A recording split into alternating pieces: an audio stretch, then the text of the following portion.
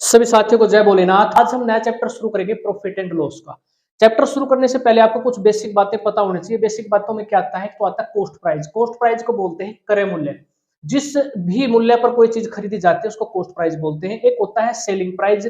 Selling price होता है आपका विक्रय मूल्य।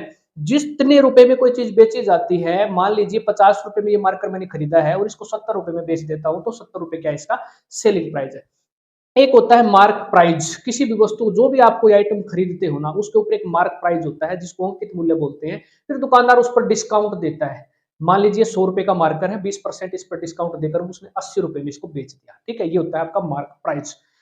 डिस्काउंट हमेशा दिया जाता है मार्क प्राइस पर और प्रॉफिट और लॉस को कैलकुलेट किया जाता है कॉस्ट प्राइस पर। ये 4-5 बातें आपने ध्यान रखनी है। अब डायरेक्ट हम क्वेश्चन पर चलते हैं। देखो, मान लीजिए ये मार्कर 100 रुपए का अंकित मूल्य है, इसके ऊपर 100 रुपए मार्क प्राइस है इस मार्कर का। ठीक है, और इसको 20% डिस्काउंट पर बेचा जाता है, तो सेलिंग प्राइस बताओ। तो आप क्या कहोगे? सर 100 रुपए का इसके ऊपर मार्क प्राइस है और 20% डिस्काउंट दे देता है, तो इसका मूल्य कितना बचेगा? इसका मूल्य बचेगा 80%। तो एक तो तरीका होता है ये निकालने का सवाल। तो यहां से सेलिंग प्राइस कितना आ जाएगा? 80 रुपए इसका सेलिंग प्राइस आ जाएगा। एक तरीका तो ये है। दूसरा तरीका क्या होता है? देखो, मान लीजिए इसका मूल्य 120 रुपए अंकित मूल्य है मार्क प्राइस। दुकानदार डिस्काउंट देता है 16 सही 2/3% डिस्काउंट दे देता है। तो अब बताओ कि इस मार्कर का सेलिंग प्राइस क्या होगा, विक्रय मूल्य क्या होगा। अब यहां कठिनाई आती है। अगर सिंपल फॉर्म में क्वेश्चन आ जाए ना, ऐसे 20%, 30%, 40%, तो आप इस तरीके से कर सकते हो। लेकिन जब इस तरीके से आ जाए ना, फ्रैक्शन में 16 से 2/3, तो 100 में से माइनस करना डिफिकल्ट होता है। तो उस सिचुएशन में हम क्वेश्चनों को फ्रैक्शन से करेंगे। आपको फ्रैक्शन याद होनी चाहिए। 16 से 2/3% का मतलब होता है 1/6, और 1/6 का क्या मतलब है? 6 रुपए तो क्या है? मार्क प्राइस है। और ये जो ऊपर वाला है ना, ये डिस्काउंट है। ये क्या है? डिस्काउंट यानी कि छूट। 6 रुपए की चीज है, 1 रुपए का डिस्काउंट दे दिया गया है, तो वो बेचेगा कितने में? 5 रुपए में। ये इसका सेलिंग प्राइस है मार्कर का। ठीक है, अब 120 रुपए mark price according to question दे रखा है, हमारे अकॉर्डिंग 6 रुपए है, तो इसके बराबर रख देंगे 120 के बराबर। 1 यूनिट की वैल्यू यहां से आ जाएगी 20। तो सेलिंग प्राइस बताना है, इस 5 को 20 गुना कर देंगे तो 100 रुपए आ जाएगा सेलिंग प्राइस। इस तरीके से आप सेलिंग प्राइस आसानी से निकाल सकते हो। मेरा कहने का मतलब और समझाने का मतलब सिर्फ इतना है। अगर सिंपल फॉर्म में आपसे डिस्काउंट इस तरीके से दे देता है 20%, 30, 40, 50, 60, 70, तो आप ऐसे निकाल सकते हो। मान लीजिए 100 रुपए मार्क प्राइस था और बोल देता है कि 30% डिस्काउंट दिया जाता है, तो इसका मतलब 70% इसका मूल्य रह जाएगा। तो अब इसका मूल्य सेलिंग प्राइस क्या हो जाता? 70 रुपए। लेकिन अगर 11 सही 1/9% डिस्काउंट देता है, 33 सही 1/3% डिस्काउंट देता है, इस टाइप के डिस्काउंट जब दिए जाते हैं तब आपको फ्रैक्शन की जरूरत पड़ती है, और ये होता है आपका फ्रैक्शन से सवाल हल करना।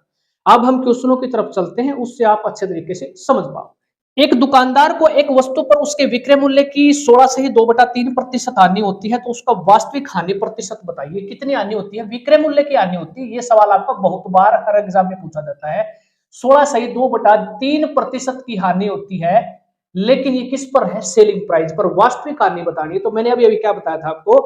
प्रॉफिट और लॉस हमेशा कैलकुलेट किया जाता है कॉस्ट प्राइस पर, लेकिन इस सवाल में इसने कैलकुलेट किस पर किया है? सेलिंग प्राइस पर। हमने बताना क्या है? कॉस्ट प्राइस पर कितना लॉस होगा। देखो, 16 से ही 2/3% का मतलब होता है 1/6। 6 रुपए सेलिंग प्राइस 6 रुपए है, तो 1 रुपए का उसे क्या हुआ है? लॉस हुआ है। और एक्चुअल वास्तविक हानि बतानी है। देखो, 6 रुपए में कोई चीज बेचने से 1 रुपए की हानि हुई है, तो इसका मतलब ये है उस वस्तु का जो कॉस्ट प्राइस है वो 7 रुपए रहा होगा। ठीक है, क्योंकि 6 रुपए में बेचने से जब उसे 1 रुपए की हानि होती है, लॉस होता है, तो इसका मतलब 7 रुपए कॉस्ट प्राइस है। और एक्चुअल में उसे हानि कितनी हुई है? देखो, 1 रुपए की हानि हुई है। अब हम कैलकुलेट करेंगे इसको कॉस्ट प्राइस पर। यही सवाल में पूछ रखा है 1/7। तो कितने प्रतिशत है, इसको गुणा करेंगे तो ये हो जाएगा 14 सही 2/7% की एक्चुअल उसे क्या हुआ है? लॉस हुआ है। इस तरीके से निकालेंगे सवाल। एक व्यक्ति को एक वस्तु पर उसके विक्रय मूल्य का 20% लाभ होता है। ये सवाल देखो, इससे और भी अच्छे तरीके से आप समझ पाओगे। 20% लाभ होता है उसे, लेकिन किस पर होता है? ये सेलिंग प्राइस पर लाभ है उसका। 20% का मतलब होता है 1/5। ये सेलिंग प्राइस है, तो ये क्या हो जाएगा? उसे प्रॉफिट हुआ है 1 रुपए का। देखो, 5 रुपए में कोई चीज बेची है और 1 रुपए का प्रॉफिट लिया है, तो इसका मतलब 4 रुपए वस्तु का क्या रहा है? कॉस्ट प्राइस रहा है। और लाभ बताना है एक्चुअल में। तो देखो प्रॉफिट कितना है, 1 रुपए का प्रॉफिट है, किस पर, कॉस्ट प्राइस पर कैलकुलेट करेंगे एक्चुअल में। तो 1/4 गुणा में 100 कितने प्रतिशत आ जाएगा, 25% वास्तविक लाभ आ जाएगा। समझे, ये क्वेश्चन इंपॉर्टेंट क्वेश्चन है और पहला ही टाइप है। नेक्स्ट टाइप करते हैं। हमारे टाइप वाइज क्वेश्चन शुरू हो चुके हैं और मैं आपको बिल्कुल सिंपल सिंपल क्वेश्चन जो होते हैं वो नहीं करवाऊंगा, अच्छे लेवल के टाइप सारे करवाऊंगा। देखो ये टाइप देखो, एक व्यक्ति कुछ वस्तुएं 10 रुपए की 11 की दर से खरीदता है। देखो उसने खरीदा है 11 वस्तु 10 रुपए की दर से, ये है कॉस्ट प्राइस।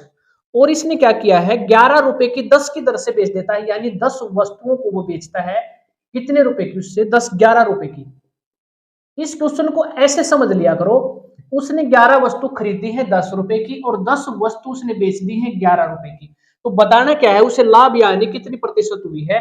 देखो इस टाइप के क्वेश्चन को हम दोनों तरीके से करेंगे, इसको करने की एक ट्रिक भी होती है वो भी बताऊंगा, और इसका बेसिक जो तरीका होता है करने का वो भी बताऊंगा। जब भी आपको ऐसा क्वेश्चन मिलता है तो सबसे पहले हम क्या करेंगे, वस्तुओं को बराबर करेंगे, नंबर ऑफ आर्टिकल आपने बराबर कर देने हैं। यहां पर देखो 11 वस्तुएं खरीदी हैं, 10 वस्तुएं बेची हैं, तो इसको बराबर कर देंगे। बराबर कैसे होगा, इनका एलसीएम पर बराबर करेंगे या फिर इसको गुणा कर देंगे 10 से, और यहां पर भी 10 से गुणा करेंगे तो ये हो जाएगा कितना, 100। यहां गुणा करेंगे 11 से, इसको भी 11 से गुणा करेंगे तो ये हो जाएगा 121। अब देखो नंबर ऑफ आर्टिकल कितने हो गए, 11 गुणा 10 110, 110 आर्टिकल खरीदे हैं और 10 गुणा में 11, 110 आर्टिकल ही उसने बेचे हैं। लेकिन 110 आर्टिकल उसने 100 रुपए के खरीदे हैं और 110 आर्टिकल 121 रुपए के उसने बेच दिए हैं। ये सेलिंग प्राइस है, ये कॉस्ट प्राइस है। तो प्रॉफिट हुआ है उसे कितने रुपए का, उसे प्रॉफिट हुआ है 21 रुपए का। कितने रुपए पर, और मैंने क्या बताया था, हमेशा लाभ और हानि किस पर कैलकुलेट करते हैं, कॉस्ट प्राइस पर। कॉस्ट प्राइस कितना है 100, तो गुणा करेंगे तो कितने प्रतिशत आ जाएगा, 21% का उसे प्रॉफिट हुआ है। इन सवालों को इस तरीके से करेंगे। अब क्वेश्चन की ट्रिक की अगर मैं बात करूं तो वो ट्रिक क्या है, देखो 11 जो आर्टिकल है उसने 10 रुपए के खरीदे हैं और 10 आर्टिकल उसने 11 रुपए के उसने बेचे हैं। ठीक है, तो यहां से इसको इस तरीके से गुणा करना है, 10 को 10 में गुणा करेंगे तो ये हो जाएगा 100। एरो का निशान देख लेना, 11 11 कितना हो जाएगा 121। ये तो है कॉस्ट प्राइस, ये हो जाएगा सेलिंग प्राइस। 100 रुपए की चीज 121 में बेच दी तो 21 रुपए का प्रॉफिट हुआ है 100 पर। तो यहां से आसानी से आप बगैर कैलकुलेशन के भी माइंड में सवाल निकाल सकते हो, 21% क्या हो जाएगा, प्रॉफिट हो जाएगा। ठीक है, यहां से भी। लेकिन ये क्वेश्चन पता है क्या, ये तो सिंपल क्वेश्चन था, हमने ट्रिक से कर दिया, लेकिन बहुत ज्यादा बड़े बड़े लेंथी क्वेश्चन तब आएंगे ना, तब आपको यहाँ पर नंबर ऑफ आर्टिकल बराबर करनी ही पड़ेगी। तो इस तरीके से ये सवाल इस तरीके से भी आना चाहिए और इसको ट्रिक भी आपको पता होनी चाहिए। एक व्यक्ति कुछ वस्तुएं 1 रुपए की 2 और इससे दोगुनी वस्तुएं 1 रुपए की 3 की दर से खरीदता है और सभी वस्तुओं को 1 रुपए की 4 की दर से बेच देता है। तो बताना है कि उसे लाभ और हानि कितने प्रतिशत की होगी। देखो 1 रुपए की 2, तो 2 वस्तुएं उसने खरीदी है, कॉस्ट प्राइस है वस्तु का, 2 वस्तु 1 रुपए में उसने खरीदी है, ये है वस्तु। और इससे दोगुनी वस्तुएं जो खरीदी हैं वो 3 वस्तु 1 रुपए की दर से खरीदी है, ये भी कॉस्ट प्राइस है। और उन्हें बेचा कितने रुपए में है, 1 रुपए की 4 बेच दी, 4 वस्तुएं उसने बेची हैं 1 रुपए की। तो बताना है उसे लाभ और हानि कितनी होगी। देखो ध्यान से समझो, यहां पर ये कॉस्ट प्राइस है 2 3 और 4, ये क्या है, वस्तुएं हैं, वस्तुएं बराबर कर देंगे। वस्तु देखो 4 3 2, इसका एलसीएम लेंगे 12, तो 12 पर बराबर होती है तो इसको हम 6 से गुणा कर लेते हैं, तो 6 दूनी 12, ये हो जाएगा 12 वस्तुएं, इधर भी 6 से गुणा कर देना तो ये हो जाएगा 6 रुपए की खरीद ली, ये कॉस्ट प्राइस है। ठीक है, अब इससे दोगुनी वस्तुएं, दोगुनी का मतलब यहाँ 12 वस्तुएं खरीदी थी, इससे दोगुनी वस्तुएं खरीदी है तो 12 दूनी 24, तो इसको कितने से गुणा करना पड़ेगा, 8 से गुणा करना पड़ेगा, क्योंकि ताकि ये 24 बन जाए तो 8 या 24, यहां पर भी 8 से गुणा कर देंगे तो ये हो जाएगा 8 रुपए, ये हो जाएगा 24 वस्तुएं टोटल मिलाकर। 2 गुणा 12 से कितनी खरीदी है, 2 गुणा खरीदी है, तो कॉस्ट प्राइस कितना है यहाँ पर 24 वस्तुएं। अब देखो 12 वस्तुएं ये खरीदी हैं, 24 ये खरीदी हैं, तो बेचेगा कितनी, तो टोटल वस्तुएं कितनी खरीदी उसने, 12 और 24 36 खरीदी, तो 36 ही तो बेचेगा, यही तो हमने बराबर करना है। तो इसको हम 9 से गुणा करेंगे ताकि कितना हो जाए 36, तो यहां पर भी हम 9 से गुणा करेंगे तो ये हो जाएगा 9 रुपए, ये है सेलिंग प्राइस। 2 बार वस्तुएं खरीदी है उसने, टोटल मिलाकर कॉस्ट प्राइस कितना बनेगा, 8 और 6 14, 14 रुपए क्या कॉस्ट प्राइस की वस्तुएं खरीदी है टोटल 14 रुपए में, और 9 रुपए में बेच दी है वस्तुएं, तो यहां से उसे क्या हुआ है, हानि हुई है कितने रुपए की, 5 रुपए की। 14 में खरीदी, 9 में बेची है, 5 रुपए की हानि हुई है। कितने रुपए पर कॉस्ट प्राइस पर निकालते हैं प्रॉफिट एंड लॉस जो भी है, तो 5/14, तो ये हो जाएगा गुणा में कर देना 100, 33 सही 5/7% का क्या हुआ उसे लॉस हुआ है। इस तरीके से सवाल को निकालना है। इस टाइप के क्वेश्चन भी आपको मोस्टली एग्जाम में देखने को मिलेंगे। अगर 12 वस्तुओं का कॉस्ट प्राइस 10 वस्तुओं के सेलिंग प्राइस के बराबर है, 12 वस्तुओं का कॉस्ट प्राइस 10 वस्तुओं के सेलिंग प्राइस के बराबर है, तो लाभ और हानि कितने प्रतिशत की होगी ये बताना होता है। देखो सेलिंग प्राइस और कॉस्ट प्राइस है तो सीपी को यहां लिखेंगे, एसपी को यहां नीचे ले आएंगे, ये हो जाएगा selling price is equal to 10/12।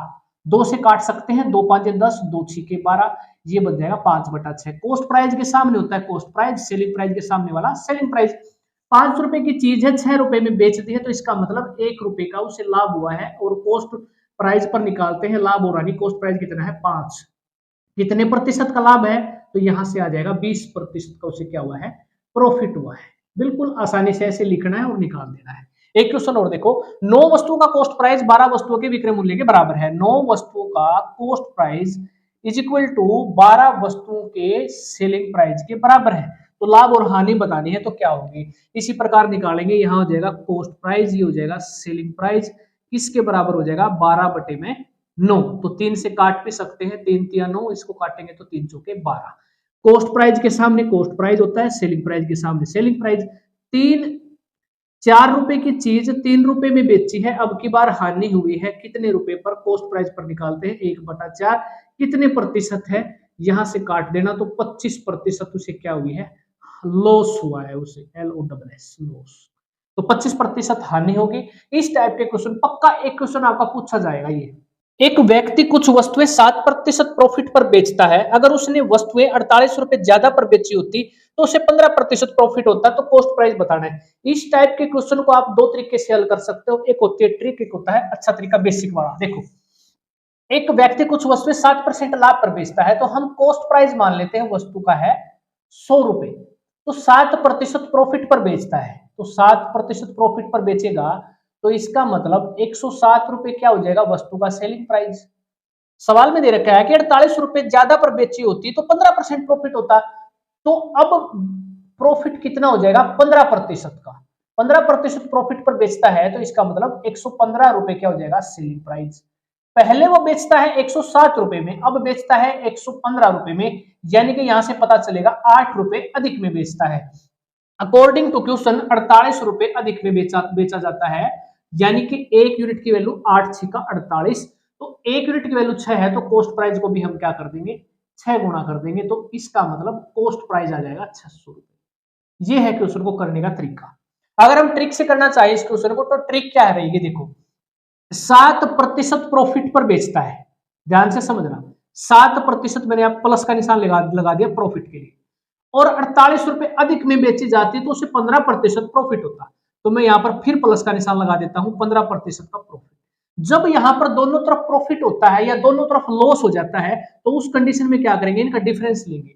15 और 7 का डिफरेंस कितना है 8%, तो 8% किसके बराबर रख देंगे 48 रुपए अधिक में बेचा जाता, तो ये लिखेंगे 48, तो 1% बटे में 8, और 100% डायरेक्ट कॉस्ट प्राइस आ जाएगा, गुणा में कर देना 100, 8 6 48 600, ये आ जाएगा कॉस्ट प्राइस। ये है क्वेश्चन को करने की ट्रिक। जब दोनों तरफ क्या होता है लॉस होता है, तो हम क्या करेंगे इनका डिफरेंस लेंगे। दोनों तरफ अगर प्रॉफिट कमाता है तो क्या करेंगे इनका डिफरेंस लेंगे। अगर एक तरफ आ जाता है प्रॉफिट, एक तरफ आ जाता है लॉस, तो उस कंडीशन में जोड़ देंगे। जैसे एक सवाल देखो, एक व्यक्ति अपनी वस्तुएं 7% हानि पर बेचता है, 7% हानि पर, मैं माइनस का निशान लगा रहा हूं यहां पर, 7% हानि पर बेचता है। यदि उन्हें 80 रुपए ज्यादा पर बेचे तो 9% का प्रॉफिट हो जाएगा उसे, 9% मैंने प्लस लगा दिया यहाँ पर प्रॉफिट के लिए। अब देखो इस क्वेश्चन में तो क्या था, दोनों तरफ प्लस का था, तो मैंने डिफरेंस लिया था। अब की बार एक प्लस है और एक माइनस है, तो क्या कर देना इसको जोड़ देना, ये हो जाएगा 16%। और जितने रुपए अधिक में बेचता है इसके बराबर रख देंगे।